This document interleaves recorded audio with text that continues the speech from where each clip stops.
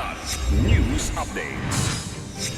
Mga balita ngayon, Luok-Sulu idineklarang rido-free at gun-free mga armas isinuko. Commission on Human Rights iimbestigahan ng sagupaan sa Negros. 19 na patay, may 2 Amerikanong kasama. 20 million pesos na halaga ng hinihinalang shabu na samsam sa Zamboanga. High-value target timbog sa buy-bust. Ako po si Cesar Soriano para ihatid ang mga nangungunang mga balita sa buong kapuluan. Ngayon, Formal nang idineklara ang Luok bilang rido-free, gun-free at peace-centered community sa seremonya noong April 25, hudyat ng pinaiting na kampanya para sa pangmatagalang kapayapaan at kaayusan. Pinangunahan ng lokal at panlalawigang pamahalaan katuwang ang Armed Forces of the Philippines o AFP at iba pang sektor ang magkakaugnay na hakbang upang wakasan ng mga hidwaan at palakasin ang seguridad sa komunidad. Bilang konkretong patunay ng commitment, voluntaryong isinuko ng mga residente ang iba't ibang armas kabilang ang 13 Garand rifles, isang M16 rifle, isang grenade launcher, 7 kalibreng .45 at 3 caliber .38.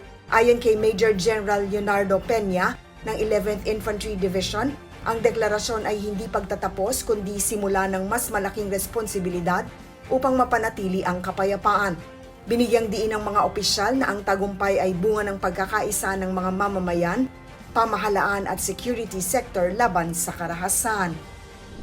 Naglunsad ng hiwalay na investigasyon ang Commission on Human Rights o CHR sa madugong engkwentro noong April 19 sa Toboso, Negros Occidental na ikinasawi ng 19 na katao, kabilang ang UP student leader Alisa Alano, community journalist RJ Ledesma, Maureen Kiel Santuyo, Errol Wendell, at mga Amerikanong sina Lyle Frijoles at kay Dana Rene Sorem.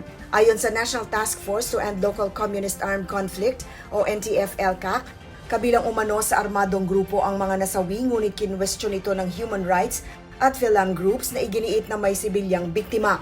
Binigyang diin ng CHR na dapat beripikado at dumaan sa due process ang pagtukoy kung combatant o sibilyan ng mga nasawi at sa alinmang pagdududa ay ituring silang sibilyan. Kasabay nito, iniulat ang malawakang paglikas ng mga residente sa apektadong lugar. Nanawagan ng CHR ng agarang humanitarian aid, buong kooperasyon sa investigasyon at pananagutan sa sinumang mapatunayang lumabag sa batas.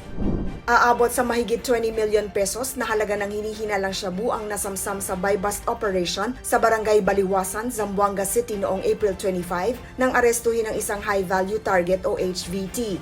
Dinakip ang suspect sa Niangka Drive sa pinagsanib na operasyon ng Zamboanga City Police Station 6, katuwang ang iba pang unit ng pulisya, Philippine Drug Enforcement Agency o PDEA, at ang mga opisyal ng barangay. Kumpiskado ang tinatayang 2.8 hanggang 3 kilos ng hinihinalang shabu na may halagang 19 million pesos hanggang higit 20 million pesos.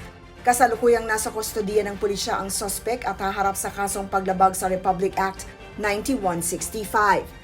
Pinuri naman ng mga opisyal ng barangay ang matagumpay na operasyon laban sa iligal na droga. Para sa Kidlat News Channel, ako si Rosalyn Sinchonko, nag-uulat. ako po si Cesar Soriano, kasama nyo sa bawat pagputo ng balita.